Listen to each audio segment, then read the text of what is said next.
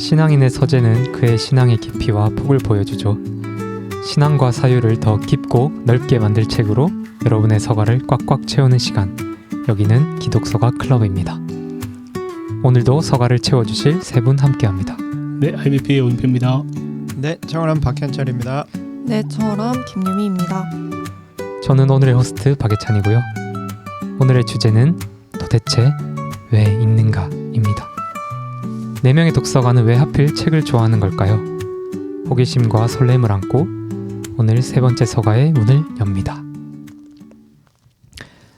네. 이렇게 답답하게 할 거예요?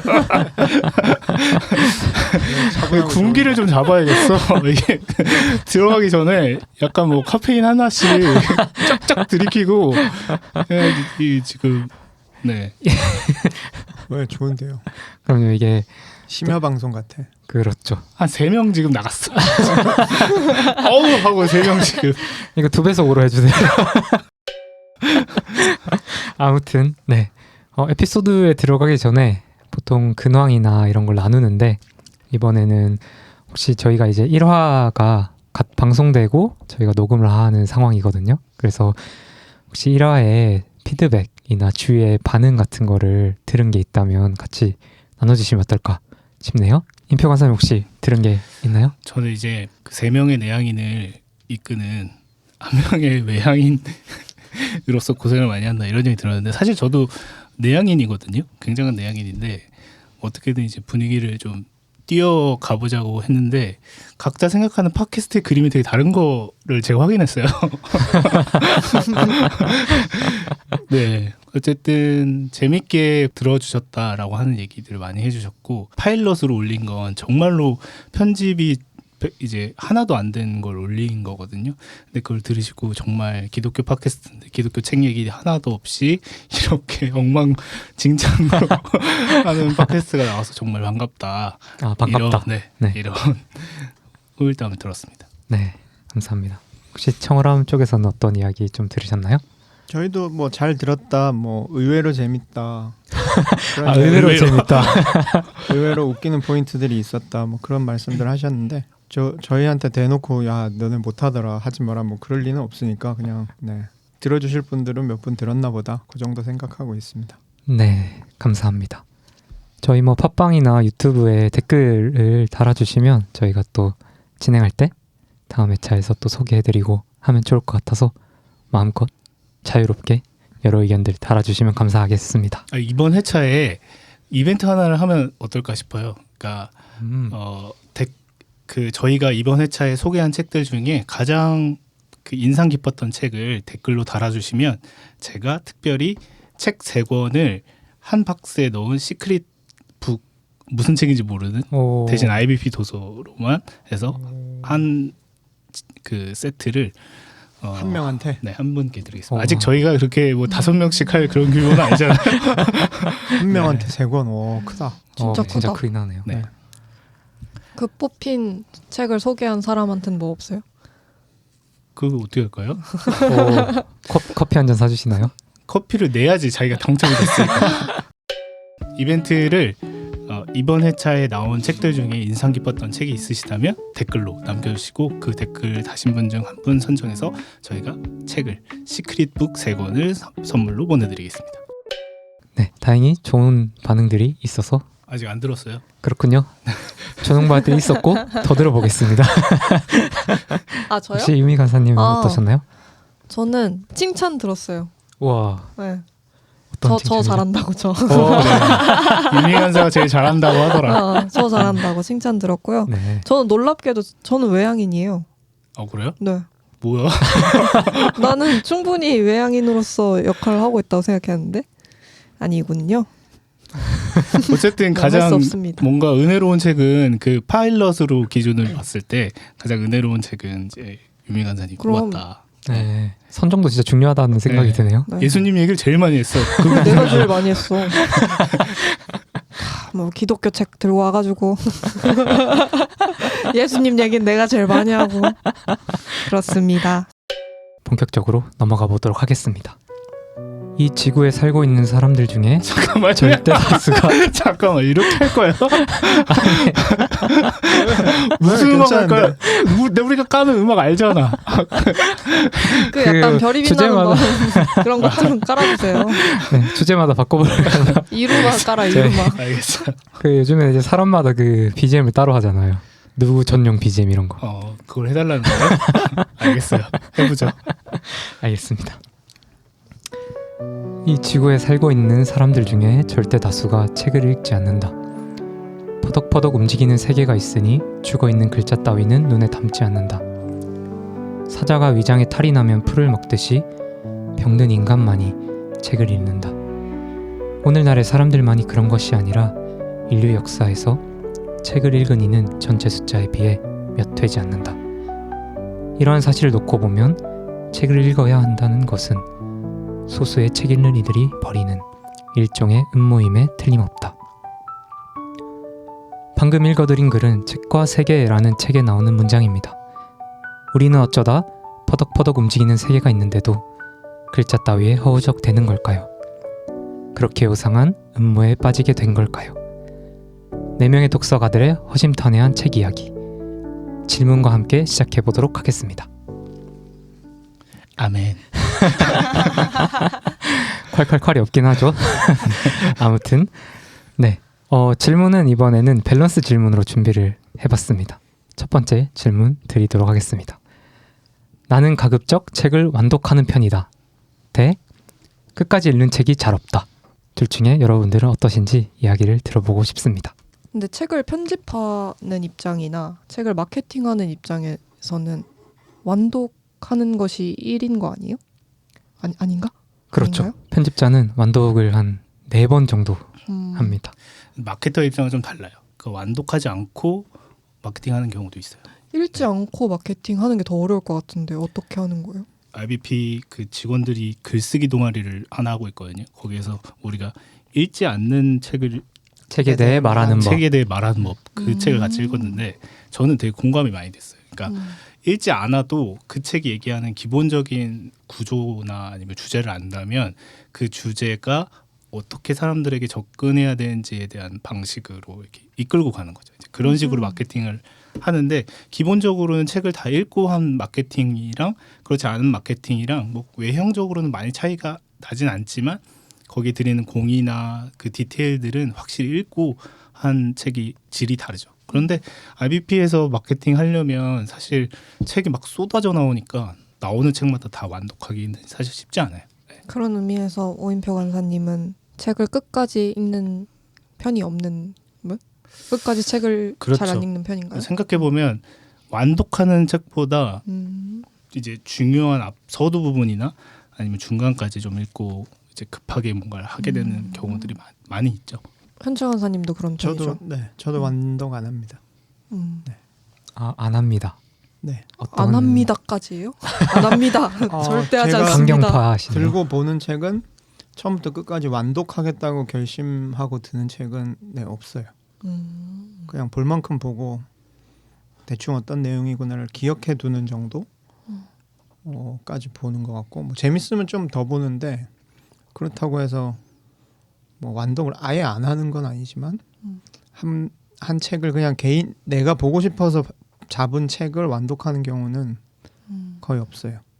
완독하는 경우는 이제 우리 모임을 하거나 꼭 다 읽어야 되는 일이 있다거나 그럴 때 완독하죠. 근데 생각보다 이제 청월함도 이제 틈이라고 하는 그 잡지를 하시니까 거기에 책을 소개하잖아요. 근데 기독교 책을 소개하다 보면 기독교 책은 사실 그 서두나 초반부에 내가 얘기해야 할 것을 다 되게 요약해서 정리해버리는 경우들이 되게 많아요.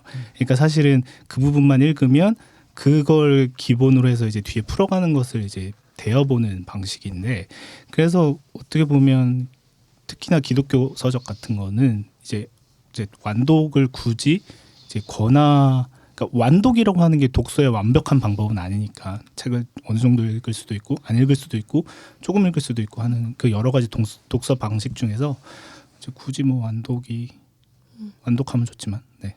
유미 간사님 어떠세요?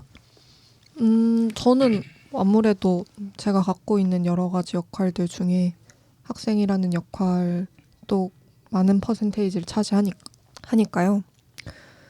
그 학교에서 읽어야 되는 책들은 가급적 완독을 하는 편인 것 같고, 근데 또 학교에서 읽는 책이라고 해서 수업 시간에 다루는 책 말고도 과제를 위해서 책을 읽을 때가 있으니까 그럴 때는 발췌독을 하고 뭐 그런 의미에서는 끝까지 읽지 않죠. 근데 아직까지는 그래도 들어오는 뭐 집는 책들은 거의 다 읽긴 하는 것 같아요. 공부를 해야 되니까. 훌륭하다. 그리고, 네. 아니 그리고 제가 좋아서 즐거워서 읽는 책들은 뭐 문학책인 경우들이 많으니까 문학책을 발췌독하진 않잖아요. 거의 그러면 네 끝까지 읽는 편이죠. 저도 이제 일로랑 취미로 이렇게 두 가지 독서가 나뉠 것 같은데, 근데 기본적으로 둘 다 완독을 좀 지향하는 편인 것 같기는 해요. 어쨌든 뭐 일은 말할 것도 없이 다 봐야 되는 상황인 거고, 취미로도 생각하면 예전이랑, 그러니까 출판 일을 하기 전이랑 하고 나서랑 그 완독의 이유가 조금 달라지긴 했는데, 예전에는 되게 어떤 명제처럼 책을 자고로 시작하면 이제 끝까지 읽어야 된다라는 생각이 있었다면, 출판사를 하고 나서는 그 생각은 좀 사라졌는데, 이게 책이라는 게 어쨌든 기승전결이 어떤 완결된 그 이야기가 있는 책이 그 내용이라는 걸 알게 되니까 그걸 좀 오롯이 따라가면서 이 저자의 어떤 선택과 이 방향을 좀 같이 가고 싶은 게 더 좋더라고요. 물론 그 중에서도 포기하는 책들이 있긴 하지만, 그런 면에서는 네, 완독해보자 기왕이면 뭐 이런 생각으로 책을 읽고 있습니다. 네, 그렇고요. 이제 두 번째 질문, 조금 더 허심탄회한 질문으로 넘어가 보도록 하겠습니다. 네, 이것도 밸런스 질문인데요. 뭔가 되게 박진감 있는 것처럼 진행하지 말고 지금 박진감이 없어요. 없는데 자꾸 있는 척. 박진감 흉내내지 말고 그냥. 예. 있는 듯 없는 듯 그런 어떤 매력이 있달까요?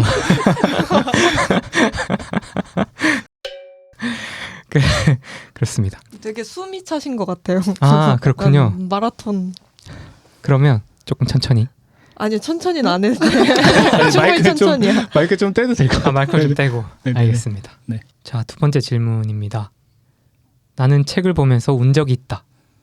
대 독서할 때 흘린 눈물이라곤 하품하면서 흘린 눈물밖에 없다. 혹시 기억에 남는?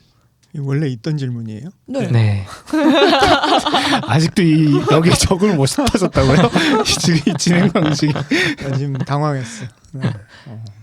좀 현철 간사님 생각하시는 동안 혹시 임표 간사님 있어요? 저는 있었던 것 같은데 그게 언젠지 모르겠어요. 그러니까 아무래도 어렸을 때였던 것 같고, 그 가시고기 그거를 읽었을 때 약간 그 이후로는 없어요? 그 이후로는 가시고기 이후로 없다고? 네. 가시고기도 제가 아마 중고등학교 때 읽었던 기억이거든요. 그래서 이제 약간 사춘기 때여서 감성이 풍부했을 때. 그러면 책이 아닌 다른 매체를 통해서 운 적이 있어요? 그럼요. 드라마도 보면 막 울고 영화도 보면 막 눈물 날 때 있고. 오. 그치만 근데 왜 책은- 책은 아니죠? 책은 되게 자주 우나 보네. 아니 그냥 그냥 그 차이가 나니까 궁금해서. 일단은 기본적으로 눈물이 날 만한 책을 보지 않아요. 아, 네. 네네. 그러니까 이렇게 기본적으로 제가 문학을 많이 봐오지 않았던 것 같아요. 그러니까 이제 최근에 들어서 문학의 양을 확 늘렸고, 근데 대신 저는 이제 기독교 서적을 많이 읽었던 사람이니까 사실 그걸 보면서 울 일은 없죠. 예수님 얘기하면 막 예수님 십자가에 달려 돌아가셨다 하면서 운 적 없어요? 그걸 울지를 못했고 시기를 놓쳤고. 네, 그렇습니다. 많이 우세요? 저는 많이까지는 아니라도 종종 네 눈물 흘리고 울컥하는 느낌 받는데, 그때 거울 보세요? 근데 그냥 읽을 때는 약간 안 그러다가도 가끔 소리 내서 읽거든요. 소리 내서 읽을 때는 많이 울컥울컥하는 것 같아요. 현철 간사님은 그 우셨던 생각이 화재 전환. 울었던 책이요? 네. 아 최근에 울컥했던 거 있어요. 아. 이거 좀 이상한 거. 두란노에서 스탠리 하워스 선집 나왔거든요. 네, 그거 읽으면서 약간 울컥했고요. 그 다음에 저는 그 아침에 새벽에 깨거나 그럴 때 이제 보네포 책을 종종 읽거든요. 보네포 책 읽을 때는 많이 그런 감정을 느낄 때가 있죠. 네. 옥중서신을 항상 제 책상 앞에 꽂혀 있고 새벽에 깨서 이렇게 다시 잠이 안 들면 혼자서 보네포를 좀 읽습니다. 그 낭독 이야기를 해서 그런데 저도 그 울었던 경험이 그렇게 많진 않은데 하나 기억에 남는 게 이제 낭독 그러니까 혼자서 소리내 읽다가 울었던 기억이 있어서 이게 겹치는 게 있는 것 같아요. 그 저는 시인데 그 이성복 시인의 다시 정든 유곽에서라는 시가 있어요. 그게 이제 그 어떤 시집인지 정확히 기억이 안 나는데 아마 뒹구는 돌은 잠에서 깨는 거 아마 그거였던 것 같아요. 근데 그 맨 마지막에 실린 시예요. 그래서 보통은 이제 시를 읽다가 집중이 안 되면 이제 저도 소리 내서 집에 혼자 있을 때는 소리 내면서 보는데 그냥 이게 막 슬프다 막 그런 게 아니라 그냥 읽다가 그냥 이렇게 눈물이 뚝뚝 떨어지는데 이게 왜 떨어지는지도 모르겠고 되게 이상한 경험을 했던 순간이어가지고 그게 기억이 되게 나는 것 같아요. 저는 최근이라고 하면 그림책 보면서 많이 우는 것 같아요.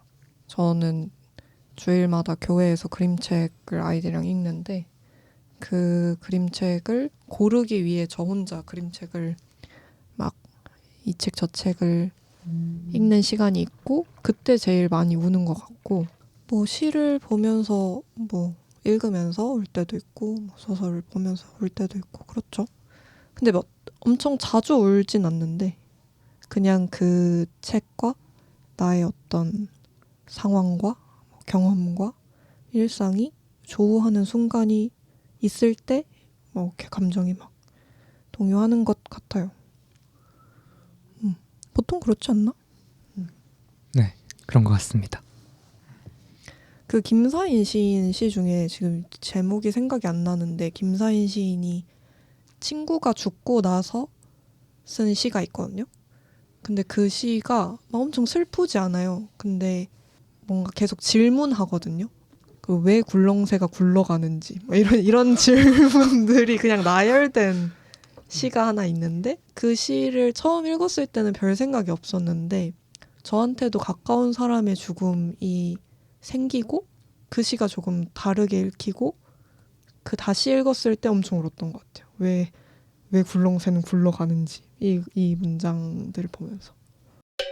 저희 3회차 도서 소개로 넘어가 보도록 할 텐데요.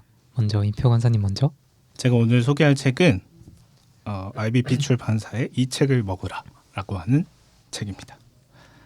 이 책은 유진 피터슨 목사님의 영성 시리즈 5권 중에 한 권이고요. 이 책을 먹으라는 영적인 독서에 대한 이야기를 하고 있습니다. 주로 이제 성경을 어떻게 읽는 것이냐, 읽어야 하는 것이냐라고 하는 이야기를 하고 있는데요. 이 책은 기본적으로 성경이라고 하는 것을 읽을 때 이 성경이 우리의 그냥 뇌세포에 뭔가 잘 외워지게 박히고 이것이 무엇인지 아는 것에 그치는 것이 아니라 이 성경을 읽는 행위가 내 인생을 변화시켜야 한다. 이 성경이 나의 삶을 변화시켜야 한다라고 하는 것을 이야기하고 있고 요한계시록에 보면 천사가 이제 요한에게 얘기하는 그 전언인데요. 이 책을 먹으라라고 하는 그 천사가 전하는 말씀을 인용해서 여기서 사용하고 있습니다. 이 책을 잘 읽고 네가 이 책이 얘기하는 걸 잘 알아라 하는 것에 그치는 것이 아니라 이 책이 이야기하는 대로 잘 살아야 한다라고 하는 것을 일깨우는 방식. 그래서 이 책이 영적 독서를 우리에게 잘 가르쳐주는 책입니다. 이 책을 먹으라. 저는 이 책이 유진 피터슨 그 소위 일상신학, 일상영성 5부작의 첫 책으로 나왔었는데 처음 나올 때 그때 읽고 굉장히 그 인상적이었고 그랬던 기억이 나요. 그래서 특히 그 앞에 개 이름 까먹었네. 개가 뼈다귀 뜯어먹는 핥아먹는 이야기하면서 이렇게 읽어야 한다 하는 거를 굉장히 인상적으로 보고 그 렉시오 디비나를 한참 또 연습해보고 그랬던 기억도 있고 아주 오래전에 읽었는데 기억에 오래 남아있는 그런 책입니다. 저도 신기했던 것 같아요. 그러니까 오늘 얘기 나눌 책들도 비슷하겠지만은 이게 책에 대한 책이라는 개념이 저는 저 책으로 처음 시작했던 것 같고, 아, 책 읽기에 대한 책이 있구나, 이런 어떤 메타적인 경험을 하게 되면서 아, 재밌다는 어떤 생각을 했던 거 기억이 나고, 현철 간사님 말씀하신 것처럼 저도 그 하가라고 하죠. 그 개가 뼈다귀를 핥고 맛보고 하는 것처럼 이제 우리가 성경 읽기도 그렇게 해야 한다. 단순히 멀리서 관조하는 게 아니라 그것을 이렇게 진짜 달다는 말처럼 핥고 맛보고 즐기고 하는 것이 이제 진정한 읽기다. 뭐 이런 얘기가 생각이 나는 책인 것 같습니다. 저는 학교 숙제로 읽었던 것 같고, 확실히 숙제로 집게 되는 책은 아무리 좋은 책이어도 네, 큰 매력으로 다가오지 못하는 것 같아요. 그렇죠. 그 시가 이제 수험지에 실리는 즉시 재미가 없어지는 그쵸. 것처럼 뭔가 동그라미, 세모, 네모로만 남는 거죠. 그렇습니다. 저는 이 책이 일단은 기본적으로는 우리가 성경을 어떻게 읽는 것이 맞느냐라고 하는 이야기를 깊이 하고 있고, 제가 이제 내년에는 성경을 좀 통독해 봐야겠다 이런 계획을 세웠거든요. 그렇게 계획을 세우고 나서 이 책을 읽었는데 생각해 보니까 내가 성경을 왜 읽지? 그리고 매일매일 왜 읽지라고 하는 걸 다시 좀 생각하게 됐어요. 그러니까 단순히 읽는 행위가 나에게 어떤 신앙적인 유익을 줄까라고 하는 것을 고민해 봤을 때 그렇지 않을 거라는 생각이 들더라고요. 이 책에서도 그렇게 얘기하는 거죠. 그러니까 이 책이 성경을 읽을 때 단순히 이제 그냥 읽는 행위 자체도 물론 중요한 신앙의 행위지만, 유진 피터슨 목사님은 성경이라고 하는 게 우리의 삶을 변화시킬 것이라고 하는 어떤 기대를 가지고 읽는 것, 뭔가를 읽을 때 내 삶이 변화되는 것을 기대하면서 읽는 것이 맞다라고 하는데, 혹시 여러분들에게는 내 삶을 변화시킨 책이 있으신지 궁금합니다. 성경. 저는 이 질문 받고 뭐 몇 개가 생각이 나긴 했는데, 그 중에 하나를 말씀드리자면 그 존 스토트의 온전한 그리스도인이라는 책이 있거든요. 거의 성경에 비견하는. 근데 그게 아마 사경회를 묶은 설교로 토대로 한 책이었던 걸로 기억을 하고 있고, 근데 그게 기억이 나는 이유는 이 책으로 이제 제가 대학교 1학년 때 이 선교단체에서 처음으로 독서 모임을 했던 책이었고, 근데 그 독서 모임을 하면서 이제 좀 새롭게, 각성까지는 아니지만 좀 놀랐던 것 같아요. 아, 그 전까지는 어떤 기독교 안에서, 교회 안에서는 성경만이 유일한 텍스트였고 그거를 좀 많이 봐왔는데, 여기서는 그 성경을 다루고 뭔가 기독교에 대해서 열어놓고 논의도 하고 어떤 부분 잘못다고 지적하기도 하고, 이런 어떤 책을 만났고 그 책을 가지고 되게 다른 생각들을 이렇게 각자가 읽고 느꼈던 것들과 본인이 본 관점과 그 책과 실험한 내용들을 이렇게 털어놓는데, 그게 되게 너무 새로웠고, 아, 이 기독교라는 게 단순히 어떤 감정적인 영역에 국한된 게 아니라 우리가 충분히 대화하고 논리적으로 접근하고 이럴 수 있겠구나라는 거를 처음 좀 깨달았던 순간이어가지고 그 책이 굉장히 기억에 났던 것 같아요. 초록색 책이 있습니다. IBP 책은 아니잖아요. 아, IBP 책입니다. 아, 그렇군요. 네네네. 저서까지 회사인. 아, 그래서 저는 예찬 간사님 나누는 거 들으면서 생각이 난 책이 있는데 IBP 책이에요. 저는 그 브라이언 맥라렌이 쓴 새로운 그리스도인이 온다. 그 책이 저한테는 어떤 그 제 신학교 1학년 때 읽었는데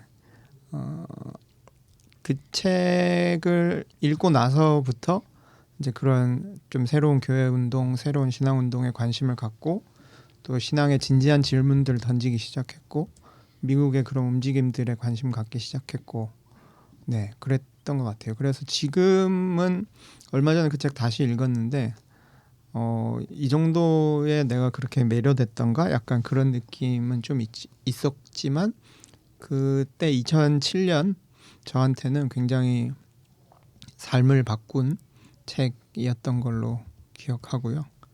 그런 점에서 브라이언 맥라렌 책을 좀 출판사들이 많이 번역해 주면 좋겠다. 좋은 책들이 아직 있거든요. 네, 그런 생각도 해봅니다. 저는 김수영 전집의 산문편. 근데 이 책이 저한테 중요한 책인 건 중고등학생 때 처음 김수영 시인의 산문집을 읽고 그 글을 인용해서 선생님과 싸운 적이 있었어요.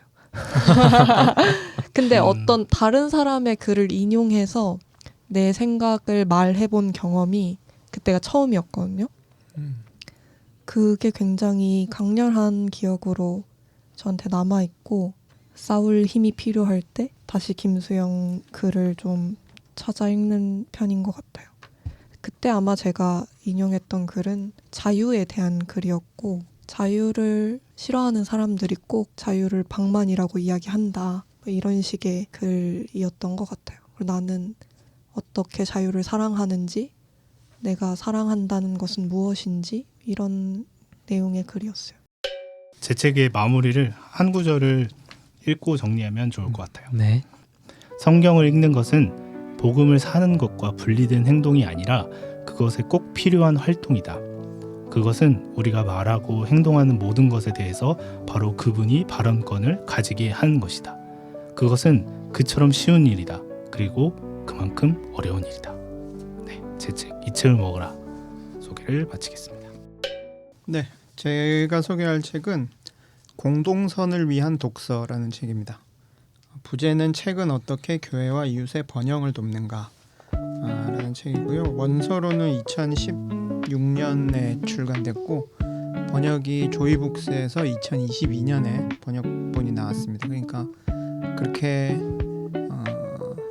신간이라고 하기에는 좀 나온 지 좀 됐고요. 근데 아마 크게 많이 안 알려진 그런 책인 걸로 제가 알고 있고, 근데 내용이 지금 교회에 또 교회가 아니더라도 교회를 떠나 있는 분들에게도 조금 도움이 될 만하다 싶어서 골라봤어요. 그러니까 말 그대로 이 책은 독서가 공동선을 위해서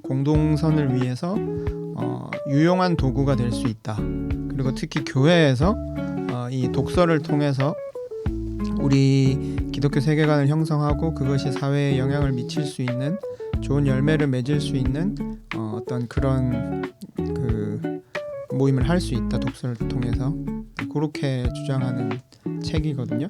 근데 여기 책이 되게 그 의미가 있는 게 이 크리스토퍼 스미스라는 분이 저자신데 이분은 그 잉글우드 교회라는 교회의 평신도시래요. 목사님이 아니고 평신도시고 그 교회에서 발간하는 잉글우드 북 리뷰라는 웹지인이 있는데 거기 편집장이시래요. 네. 그래서 이제 이 교회는 제가 찾아봤더니 100년 넘은 되게 전통 있는 교회인데 그 잉글우드 북 리뷰라는 걸 운영하면서 이제 책에 대한 그런 책 내용을 나누고 책 갖고 모임을 하고 이런 것들을 교회의 주된 사역으로 하시는 것 같아요. 그래서 그 교회에서 계속해서 읽고 모임을 하면서 느낀 것들 그리고 더 좋은 독서 모임들을 만들기 위해서 그리고 그 독서 모임이 교회에 의미 있는 활동이 되기 위해서 필요한 내용들을 이제 쓰셨어요. 그래서 목차를 보면 첫 1장이 가속화 시대의 슬로우 리딩이거든요. 그래서 이 책은 제가 볼 때 두 가지를 크게 중요하게 여기는데 첫째는 천천히 읽어라. 요즘 모든 것들이 너무 빠르고 그러니까 이게 천천히 읽으라는 게 그냥 읽는 속도를 느리게 하거나 아니면 한 페이지씩 아주 꼼꼼하게 정독하라는 게 아니고 우리가 그냥 아무 생각 없이 그냥 책을 한 권 읽으면 그거는 그 시간이 얼마 안 걸리는 일이라는 거죠. 근데 이걸 읽고 아까 그 개 뼈다귀 이야기했듯이 읽고 서로 나누고 서로 나눈 피드백에 대해서 다시 토론을 해보고 그거를 실천할 수 있는 무언가까지 해보고 이렇게 하면 책 한 권 읽는 게 빨리 지나가는 과정이 아니고 슬로우 리딩의 과정을 거쳐야 된다라는 거죠. 슬로우 리딩에 대해서 이야기하고 그 다음에는 이 책 읽기가 이 지역 사회와 연계해서 지역 사회를 위한 어떤 신실한 현존이 돼야 된다 그런 얘기를 해요. 그래서 그 신실한 현존은 뭐 정확하지는 않은데 그 기독교는 어떻게 세상을 바꾸는가라는 제임스 헌터의 책에 나오는 개념인데 그 개념을 그대로 썼는지는 모르겠지만 아무튼 여기서도 이제 신실한 현존이라는 얘기를 하면서 독서를 통해서 배운 것들 그리고 실천할 수 있는 과제들로 이렇게 나온 것들을 지역 사회에서 실천하면서 교회가 교회다움을 드러낼 수 있다. 네, 그런 얘기를 하는 그런 책입니다. 요 뒷표지에 있는 문구를 한번 읽어드리면 좋을 것 같아요. 읽고 숙고하고 대화하고 배우고 일하고 함께 묵는 것 이것들이 우리의 교회와 지역 그리고 세계의 성숙과 번영을 시작하는 방법이다. 이렇게 서로 연결된 삶이 우리가 창조된 즐겁고 의미가 풍성한 목적이다. 이것이 충만히 살아있는 인간이다. 네, 이 뒷표지에 써있는 문구인데 책의 성격을 잘 드러내는 것 같고요. 그래서 이제 교회에서 독서 모임을 제가 볼 때는 요즘 독서 모임 있는 교회들이 꽤 되는 것 같아요. 그래서 독서 모임들을 많이 하고 하실 텐데 이런 책을 보면서 우리 독서 모임이 어떤 의미를 가질 수 있는지 그리고 앞으로 어떤 방향을 지향하면 좋을지 도움을 받으시면 좋겠고 책 뒤에 이제 부록으로 그 추천 도서들도 있어요.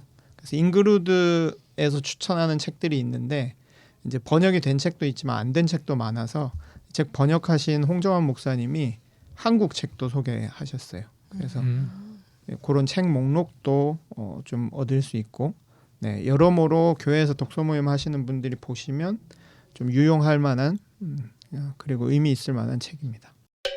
제가 그래서 이 책 나누면서 함께 이야기해보고 싶은 질문은 교회나 꼭 교회가 아니더라도 하는 이 독서 모임이 사회적으로 의미 있는 일이라고 느꼈던 적이 있는지 독서 모임 해보신 경험들도 있을 텐데 이 독서 모임이 뭐 개인적으로 좋았을 뿐만 아니라 사회적으로 의미 있는 일이다 이런 느낌을 받았던 적이 있는지 한번 나눠보면 좋겠습니다.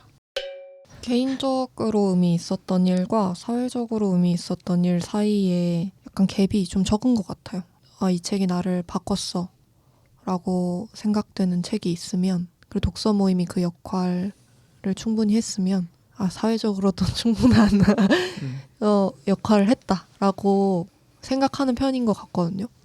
저희 교회에서 제가 청울함에서 그 브라이언 맥라렌 책을 처음 읽고 교회 청년부에서 한 번 또 읽었어요. 근데 그건 엄청 대단히 우리가 이 책을 통해서 사회를 뭐 어떻게 해보겠어라는 생각이라기보다는 제가 읽고 좋아서 한번 읽자고 한 거였거든요.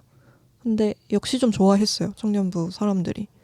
그리고 그 파국 이후의 삶이라는 책이었는데 우리가 지금 목도하고 있는 파국에 대해서 이야기 나누는 그 시간이 좋았던 것 같아요. 그럼 뭐 된 거 아닌가? 사회적으로 의미 있는 일이 또 뭐지? 이런 생각이 드네요. 질문을 듣고 보니까. 네, 저도 궁금한 게 이 질문에 대해서 책에서는 좀 그런 사례나 그 교회에서 실제로 뭔가 엮였던 그런 에피소드들이 있는지 좀 궁금했거든요. 책에서는 있죠. 책에서는 이 책 목차를 제가 앞에만 소개했는데 뒤에 가면 그 절반 정도 넘어가면 계속 그 이웃과 함께 읽기, 지역에 뿌리 내리기, 서로 연결된 피조물에 대한 희망, 경제와 정치에 신실하게 참여하기 이런 식으로 이제 책이 갖고 있는 사회적인 독서 모임이라는 그 모임이 갖고 있는 사회적인 의미를 계속 강조해 주거든요. 그래서 이 잉그루드 북클럽은 신앙서적만 읽는 모임이 아니고 일반 사회서적이나 뭐 교육 관련한 서적 이런 것들을 많이 읽고 있고 그게 이제 지역 사회의 어떤 임팩트로 나가는 거를 지향하고 있죠. 네, 지향하고 있어서 책에는 계속해서 그런 사례와 그런 거에 대한 어떤 이런 책 추천 도서 이런 것들이 계속 나옵니다. 네. 근데 유미 간사님의 대답이 굉장히 지혜로운 게 가장 개인적인 것이 가장 사회적인 것이 될 수 있고 우리가 자연스럽게 개인적으로 읽더라도 독서 모임을 진지하게 했다면 그것에 대해서 솔직하게 나누고 거기서 배운 것이 있다면 자연스럽게 그 이후에는 사회적 의미가 창출될 거다라는 게 사실은 정답이겠죠. 네. 질문이 어리석은 질문이었습니다.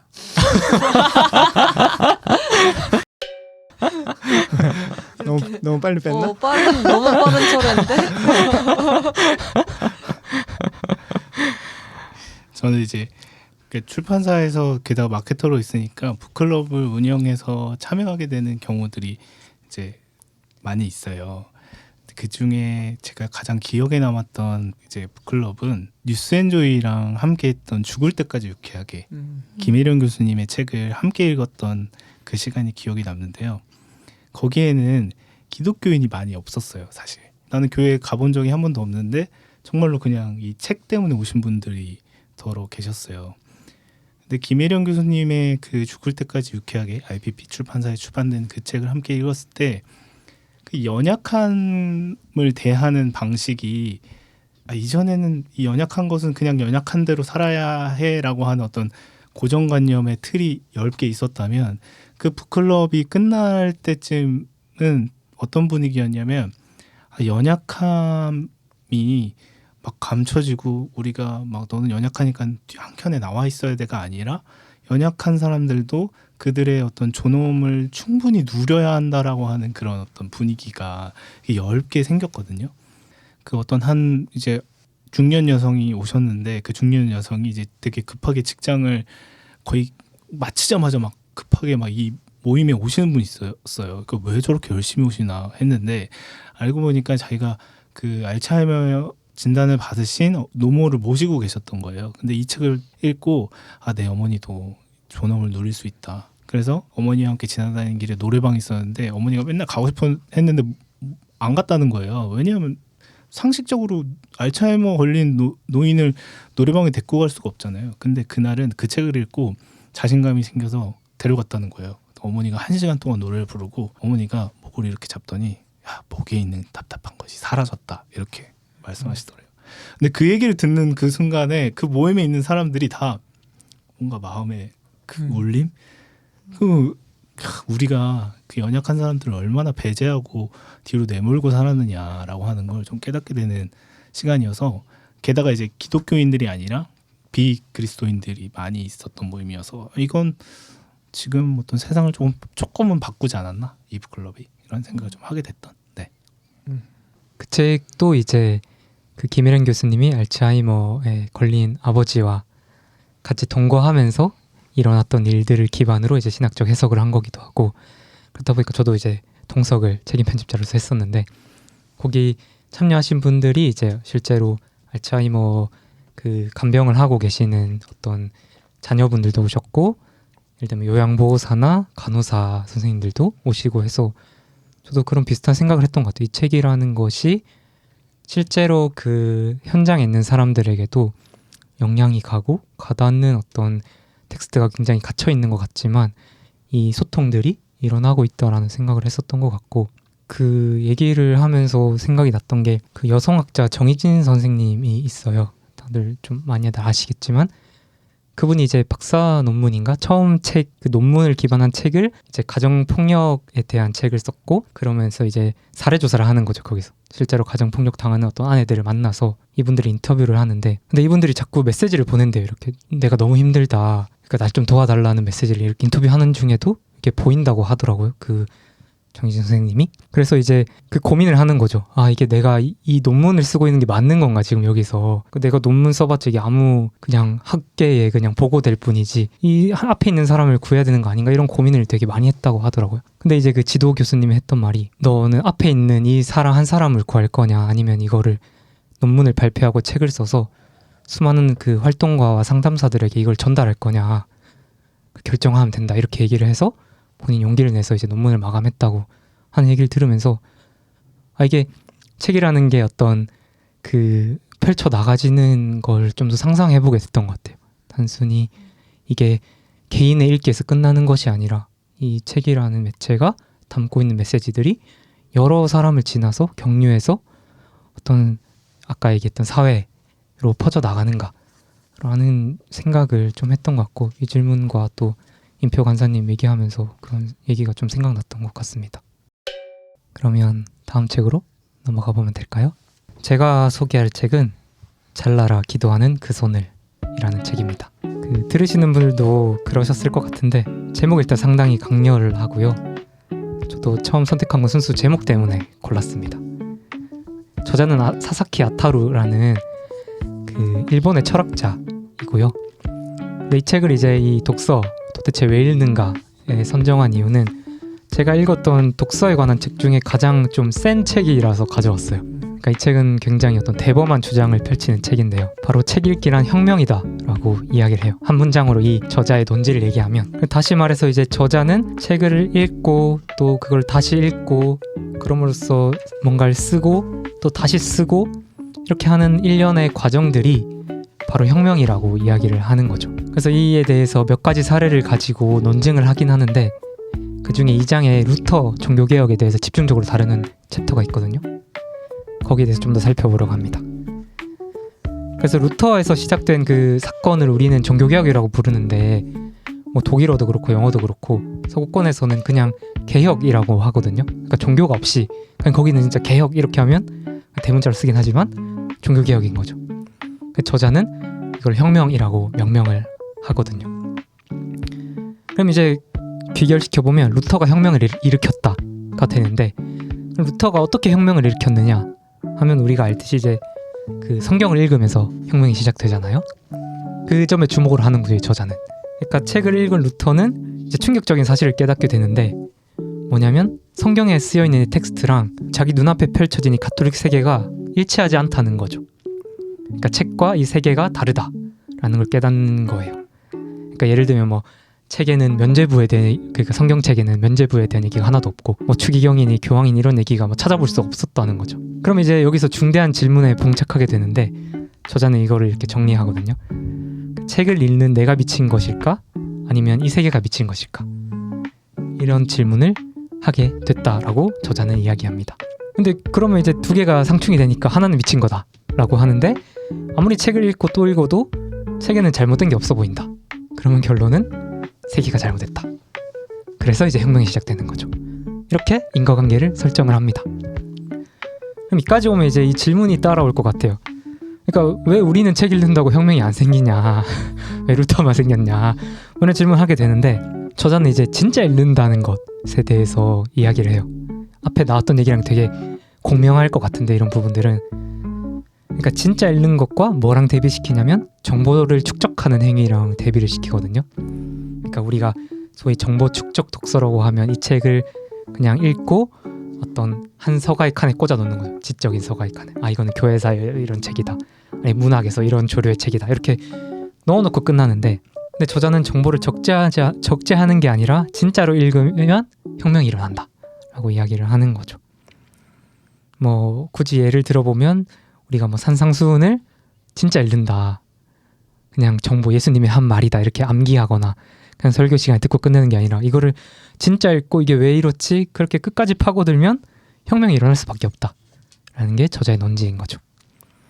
그러니까 어쨌든 되게 당차다고 생각은 들어요. 그러실 것 같고 여러분들도. 그래서 이 책에 가해진 비판을 보면 너무 좀 나이브하다, 좀 설득력이 좀 약하다 뭐 이런 얘기들이 있는데, 어쨌든 이런 과감한 책이 가지는 그 매력이나 할까 마력이 있는 것 같고 그렇습니다. 그래서 책을 가지고 왔고, 그리고 오늘 독서가에 대한 주제니까 책을 좋아하는 사람이면 이 양쪽을 좀 왔다 갔다 하게 되는 것 같아요. 적어도 저는. 무슨 말이냐면 책이라는 게 되게 좋아, 또 가치 있고 의미 있고 내 생각을 바꿔주고 삶의 변화를 또 일으킬 수 있다는 믿음이 있고, 또 한편으로는 이제 그 글자 따위가 무슨 소용이 있을까 뭐 이 고민도 같이 하게 되는 거죠. 늘 이 사이를 왔다 갔다 하게 되는 것 같은데, 그리고 저는 좀 더 후자, 그러니까 의심하는 쪽에 좀 가까운 사람인 것 같고, 그래서 이런 책과 이런 주장이 더 이렇게 또렷하게 들리는 것 같아요. 그래서 이제 우리가 왜 읽는가에 대한 이야기를 할 때 이런 관점을 같이 공유하고 나눠보면 좋겠다 싶어서 이 책을 추천하게 되었습니다. 근데 왜 자르라고 왜? 손을 왜 자르라고? 기도인데. 이게 이 책에는 그 설명이 없어요. 그것도 이 책의 매력이긴 한데. 자를지 안 자를지 네가 읽고 말아. 읽고 선택해라. 그렇죠. 그렇다고도 볼 수 있고, 이게 이 저자가 한 말이 아니라 그 파울 첼란이라는 독일 시인의 그 식구를 가져온 거거든요. 근데 이 저자는 이걸 풀지는 않아요, 이 책에서는. 근데 읽다 보면 이 바이브로 느껴져요. 아, 좋은 제목이다 라는 게 느껴지고, 뭔가 묘하게 이게 이 울리는 게 있고, 그래서 각자가 이걸 어떻게 해석하느냐에 따라 또 이 의미가 달라질 수 있지 않을까 하는 또 매력이 있습니다. 질문으로 한번 넘어가 볼까요? 좀 거대한 질문, 오늘 주제 질문이기도 한데 거대한 질문입니다. 여러분은 대체 왜 읽나요? 라는 질문인데요. 네, 자신 있는 분부터. 네, 임표 간사님이 자신 만만해 보이시네요. 네, 저도 자신 없습니다. 유미 간사님이 자신 있어 보입니다. 네, 좋습니다. 저는 요 질문에 대한 대답으로 사실 책을 가지고 온 거여가지고 네네네. 좀 의도적으로 뒷부분에 답을 해야지라고 생각하고 아, 있었어요. 네네, 좋습니다. 어때? 지혜롭나요? 와, 거의 뭐 미꾸라지 같은 정도의 미꾸라지 지혜군요. 같다고요?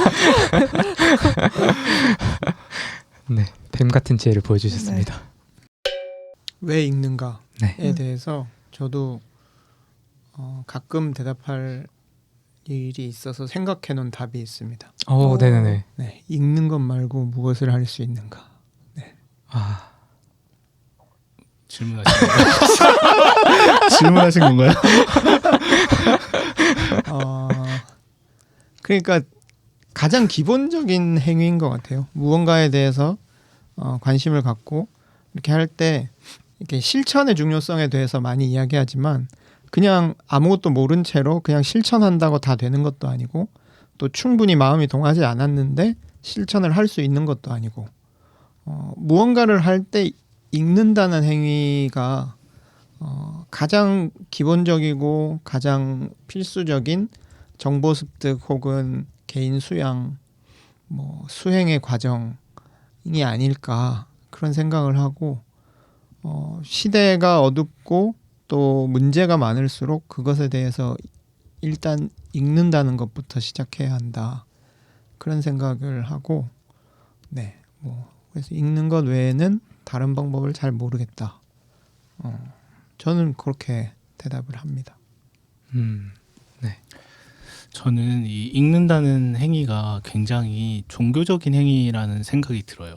왜냐하면 읽는다는 행위가 벌어질 때 내가 말하는 행위가 사라지잖아요. 그러니까 철저하게 이 텍스트가 이 책이 얘기하는 이 저자가 얘기하는 것을 오롯이 듣게 되는 시간이고 내가 읽은 그 텍스트들이 내 머릿속과 내 몸이나 마음 속에서 여러 가지 뭐 부닥치고 작용들을 하는 그 시간들이 굉장히 종교적이라는 생각이 들고 뭔가 듣기 위한 받아들이기 위한 그러니까 나의 인생을 내가 소유한 것들로 내가 겪은 경험들로만 소비하고 소진하는 게 아니라 나에게 얘기하는 것을 좀 충분히 듣는 이게 좀 오글거릴 수 있지만 그게 생각났어요. 등반가라고 하나요? 그 산을 오르시는 전문 그분한테 거기에 산이 있어. 그쵸.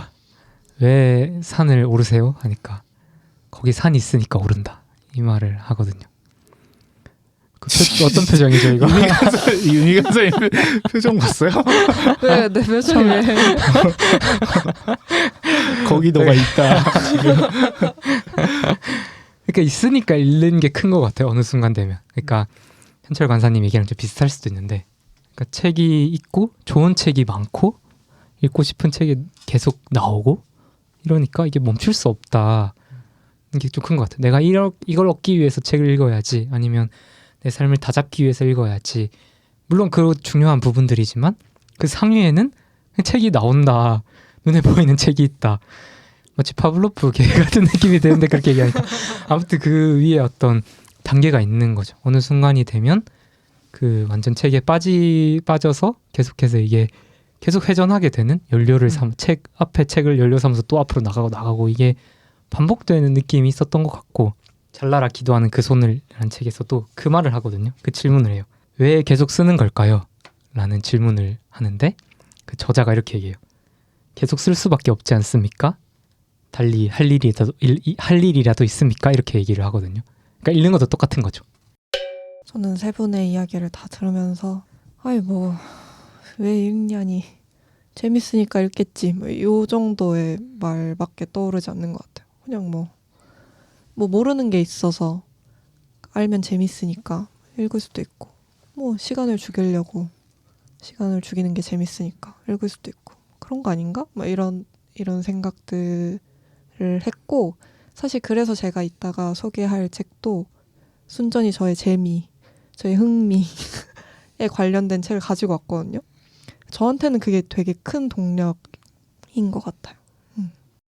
근데 아까 요거 질문과는 약간 상관없이 그냥 그 잘나라 기도하는 그 손을 요 책 제목을 읽고 듣고 그냥 제가 떠오른 건 메리 올리버의 시 중에 쌀이라는 시인데 그 시에는 이런 구절이 있거든요.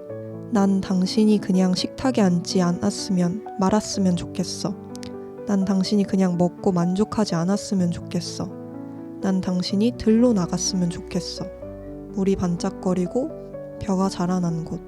난 당신이 흰 식탁보와 멀리 떨어져 그곳에 서면 좋겠어.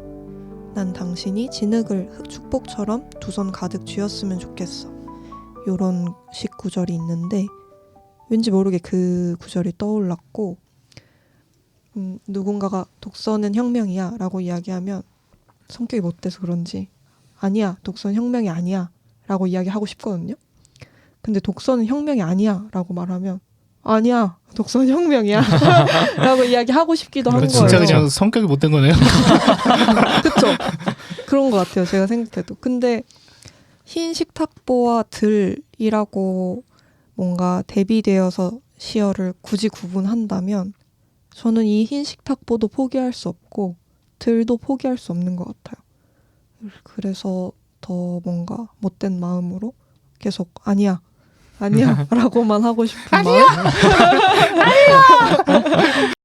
말씀하신 것처럼 이제 저도 아까 얘기했듯이 둘을 왔다 갔다 계속 하게 되는 것 같아요. 책에 대해서 되게 좋았다가 그러니까 이 사사키 하타루 책처럼 혁명에 대해서 얘기를 했다가 오늘 처음에 이제 낭독해드렸던 그 책과 세계처럼 병든 인간만 이 책을 읽는다. 뭐 이 말도 확 끌렸다가 그래서 왔다 갔다 하게 되는 그런 게 있는 것 같습니다. 네. 저는 처음에 여러분 도대체 왜 책을 읽나요? 라고 했을 때 내가 모르는 세계가 너무 많기 때문이다 라는 답을 떠올렸어요. 그래서 제가 가지고 온 책은 빌어먹을 어른들의 세계라는 책입니다. 브래디 미카코라는 사람이 쓴 책인데요. 브래디 미카코는 펑크 음악에 매료되어서 일본으로 간 일본인입니다. 이 사람은 2008년에 평균 수입 실업률, 질병률이 영국 전국에서 최악의 1%에 해당하는 브라이튼이라는 도시에서 무직자와 저소득자를 위한 지원센터의 부설기관인 무료 타가소에서 일을 하는 사람이에요. 그곳에서 일을 하면서 보육사 자격증을 취득하고 그 과정에서 생계를 위해서 같은 지역이긴 하지만 민간 어린이집에서 일을 하는 경험도 하고 그래서 무료 타가소의 경험과 민간 어린이집에서의 경험이 많이 달라서 그 다른 경험에 대해서 글이 또 쓰여지기도 하고 이 책은 그 기간 동안 미카코가 작성한 블로그 글을 모은 에세이집입니다. 추후에 이 에세이집은 그가 민간 어린이집에서 근무를 하다가 다시 무료 타가소로 돌아와서 일을 하면서 해당 지역의 집권당이 노동당에서 보수당으로 바뀌면서 생긴 복지 정책의 변화, 그 변화 속에서 이 무료 타가소에는 또 어떤 파국을 맞이하는지, 그래서 그 파국 속에서 어린이들이 어떤 생활을 하는지에 대한 글을 담고 있는 아이들의 계급투쟁의 전사가 되기도 하는 책이에요. 마카코는 타가소에서 자기의 직업활동이나 그곳에서 만난 어린이들을 이쁘장하게 그리지 않습니다. 이분이 타가소를 떠나면서 아이들을 묘사한 글이 있는데 제가 한번 읽어볼게요. 내 사랑스러운 작은 인종차별주의자 제이크, 전율의 고딕 유아 레오, 폭력배 꼬맹이 리에나, 그리울 거야 라는 한마디로 내 마음을 박살낸 앨리스, 똥오줌을 가리지 못해서 나를 고생시킨 전 피해학대 아동 무스타파, 내가 웃기게 생겼는지 나만 보면 언제나 웃어준 다운 증후군의 미테키시, 내가 어린이집에 나오지 않을 때면 어린이집에 둔 내 우비의 소매를 꼭 붙잡고 이를 갈았다던 자폐 스펙트럼의 제스민, 이런 설명들이 있거든요. 저는 이 중에서 내 사랑스러운 작은 인종차별주의자라는 설명을 가지고 있는 제이크와의 일화를 참 좋아하는데요. 제이크가 진짜로 사랑스럽거든요. 그리고 진짜 작고 그리고 진짜 인종차별주의자예요. 근데 그 미카코가 그걸 하나도 빠짐없이 설명해줘요. 그걸 하나도 빠짐없이 말하는 미카코의 글을 전 좀 신뢰하는 편이에요. 그리고 그가 보육사로서 하는 활동들도 좀 신뢰하는 편이고. 그래서 그가 경제적인 사정 때문에 잠깐 무료 타가소에서의 일을 그만뒀을 때 이 사람이 이렇게 말을 해요. 이 사람은 이 무료 타가소를 밑바닥 어린이집이라고 표현하거든요. 밑바닥 어린이집에서 보낸 날들은 내게 바로 그 예수의 말을 체험하는 듯한 시간이었다. 나는 밑바닥 어린이집 시리즈를 시작하고 지금까지 블로그에 그 너머에 있는 것이라는 말을 몇 차례인가 썼다. 너희는 쓸모없는 인간들이야. 쓸모없는 인간들이야. 쓸모없는 인간들이야. 그 말 너머에 있는 것. 너희들은 인간 쓰레기야. 인간 말종이야. 나는 그렇게 생각해. 하는 그 생각의 너머에 있는 것. 미카코는 이곳에서 자신이 가지고 가는 것, 그러니까 일을 그만두고 자신이 이곳에서 배운 것이 틀림없이 그 너머에 있는 것을 감각하는 기술이라고 이야기해요. 그래서 저는 미카코의 책을 좀 좋아하는 편이고 나오면 빠짐없이 사보는데, 저는 제가 책을 읽는 이유가 책을 읽지 않으면 만날 수 없는 세계가 있다고 믿는 것 같아요. 그러니까 아무래도 제가 책을 보지 않았더라면 펑크록을 좋아하는 일본 사람이 영국에 가서 타가소에서 일하는 일을 읽을 수 없지 않았을까요? 이 책이라는 매체가 아니었다면 이런 이야기를 접하기 어려웠을 거라고 생각하거든요. 제가 아무렴 인터넷에 능한 MZ라고 해도 일본인 보육사가 영국에서 일하면서 자기 블로그에 일본어로 남긴 글을 읽어볼 기회가 있었을까? 쉽지 않았을 것 같아요. 그럴 재주가 저한테 특별히 없는 것 같고. 그 책이 여전히 저를 제가 가보기 힘든 곳으로 데려다 주는 역할을 한다고 생각해서 왜 책을 읽냐? 라는 질문과 함께 이 책이 떠올랐습니다. 그래서 제가 준비한 질문은 책을 읽으면서 어디까지 여러분의 세계가 넓어졌는지, 책을 통해 가본 여러분의 가장 먼 곳이 어디였는지입니다. 어디까지 가보셨어요? 천국. 가보셨어요? 저승. 천국이요? 저승. 저승이요? 근데 막 음. 그 책이라는 매체가 이제 뭐 무슨 필요가 있냐라고 말하는 사람들을 가끔 만나기도 하는 것 같은데, 요즘 누가 책을 읽냐는 둥 이런 이야기들이요. 근데 저는 그래 책이 아니면 접할 수 없는 이야기가 아직 좀 있지 않나? 이런 생각을 하는 것 같아요. 그 누가가 바로 접니다. 뭐 이런 얘기가 생각이 나네요. 아무튼 근데 이 그 짤 모르세요? 모르시고 넘어가는 걸로 하겠습니다. 멀리라는 게 이제 상하좌우가 될 수 있을 것 같은데 그 중에 뭐 하나를 고르면 과거도 저한테는 흥미로운 것 같아요. 특히 뭐 욥기 같은 거는 저자도 모르고 이게 어디서 나온 건지도 이제 정확히 모르는 상황에서 성경에 들어가 있고, 그 수천 년 전에 사람들이 읽고 고민했던 게 내가 한국말로 이걸 읽는데도 뭔가가 느껴지고 이게 가끔씩 신기할 때가 있는 것 같아요. 그래서 이게 시간을 견뎌내는 것이 결국에는 책이고 이 텍스트고, 그 속에 쌓인 어떤 단지 그 상황만이 아니라 그 상황을 지나면서 겪었던 이 책이 겪었던 어떤 역사들까지 쫙 만나는 그 감동이라고 해야 될까, 그 경험이 이제 크게 느껴지는 것 같아요. 임표 간사님은 네. 뭐 떠오르시는 게 있으신가요? 무슨 책을 읽고 저승을 다녀오셨나요? 그러게 테마록인가요 그게? 어떤 세계, 이게 뭐 물리적인 세계도 물론 데려다 주는 것 같아요, 책이.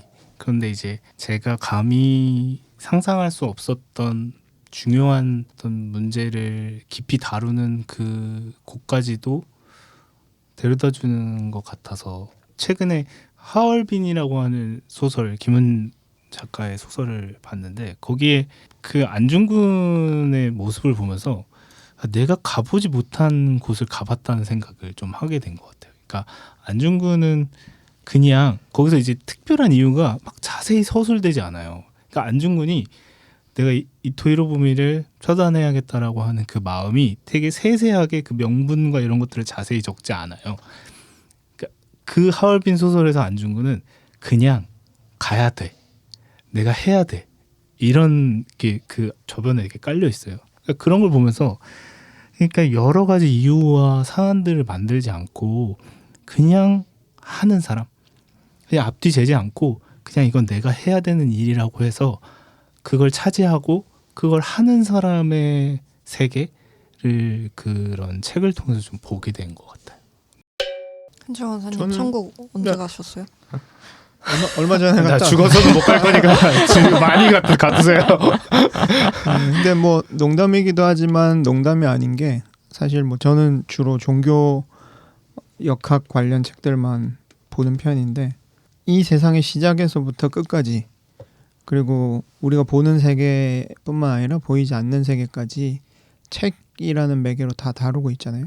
기독교는 책의 종교다라고 하면서 성서 자체도 글자가 된 어떤 진리, 그래서 그렇게 여기는 그 태도를 생각해 본다면 책이라는 것이 우리를 데려다 주는 곳은 세계의 모든 곳뿐만 아니라 가장 보이지 않는 깊은 곳까지, 가장 높은 곳까지 우리를 안내해 줄 수 있는 게 아닌가. 저도 브래디 미카코 좋아하는 작가인데요. 그 왜 이 책을 고르셨을까 보면서 좀 고민을 개인적으로 하면서 사실 임표 관사님 했던 얘기랑 제가 똑같은 생각을 해서 좀 놀랐던 것 같아요. 그러니까 제가 봤던 거는 이제 나는 그 제목이 뭐죠? 나는 옐로우의 나는 옐로에 화이트에 약간 블루. 네. 이거 제목이 어렵기 때문에 저도 네. 기억을 잘 못하고 있는데 아무튼 이 책이 그 자기 아들이 이제 중학교에 입학하게 되면서 벌어지는 그 다인종 속에서 벌어지는 역학들에 대한 거를 에세이스트로 본인이 이제 솔직하게 쓴 책인데 거기서 놀랐던 게 이분이 아이의 그 사상이라고 해야 되나 그 겪는 경험들에 개입을 하려고 하지 않고 그 마음을 내려놓고 이 아이의 상황과 이야기를 철저하게 듣는 모습이 전 되게 인상적이었던 것 같아요. 그래서 아이를 통해 배우고 그 문장이 있는데 내가 아이의 삶에 개입할 때가 아니라 아이가 내 삶에 개입할 때다 이제는 이 얘기를 하는 게 되게 기억에 많이 남고 그럼 책이란 건 무엇이냐고 했을 때에 말씀하신 것처럼 무력하게 듣는 어떤 행위이기도 하다. 그러니까 이런 한 사람이 엄청나게 긴 시간을 떠드는 거를 물론 그 안에서 치열하게 내적 대화를 하지만 기본적으로는 우리가 거기에 마음을 열고 수동적으로 시간을 들이는 그러니까 내어놓는 것이 어떤 독서 행위이기도 하다라는 생각을 좀 했던 것 같아요. 그렇고요. 이제 저희가 귀신같이 그 1시간 20분을 향해서 가고 있는데요. 네, 이제 슬슬 마무리를 하면 어떨까 싶습니다. 네, 오늘 어땠는지 짧게 소감을 나눠주시면 좋을 것 같습니다. 네, 이번엔 유미 간사님부터 반대로 해주시겠습니까? 제가 책을 골라왔을 때 다들 의아해할 거라고 생각했고 의아해했다면 성공이다. 그러니까 여러분들 제 책을 뽑아주세요.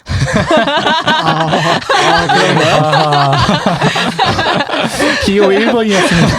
네, 기호 1번 빌어먹을 어른들의 세계였습니다. 네, 기호 2번 해주시면 그렇구나. 네.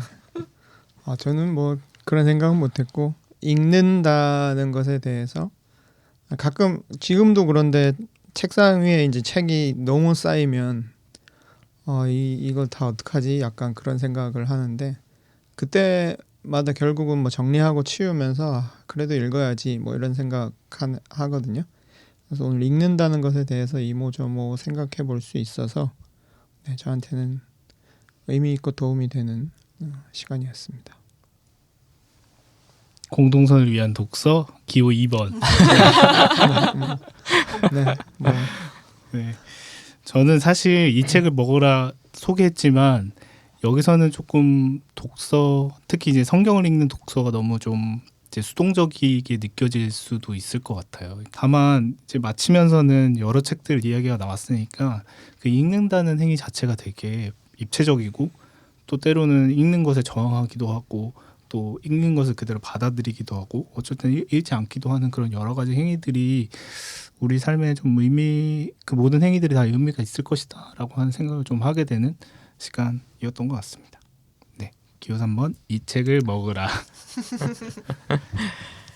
네, 이번에 주제도 제가 같이 정했는데 저희가 이제 그 소개 글에 독서가라는 표현이 있어요. 그러니까 저희 팟캐스트의 어떤 중요 키워드 중에 하나인 거죠.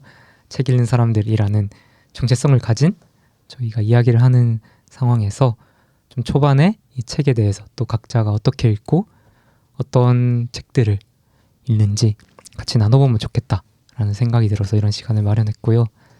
네, 좀 더 깊은 이야기를 이렇게 나눠볼 수 있어서 저도 좋았던 시간이었습니다. 기호 4번 네, 잘라라 기도하는 그 손을 기호 4번은 잘라라. 잘라라. 편집하시면 안 되고요.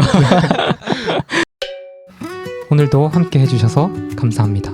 오늘 나눈 책과 대화가 청취자 여러분의 독서를 조금 더 즐겁고 의미 있게 할 수 있었으면 좋겠습니다. 책으로 신앙과 삶을 깊이 사유하는 시간 기독서가 클럽 다음 시간에 다시 찾아뵙겠습니다. 감사합니다. 감사합니다.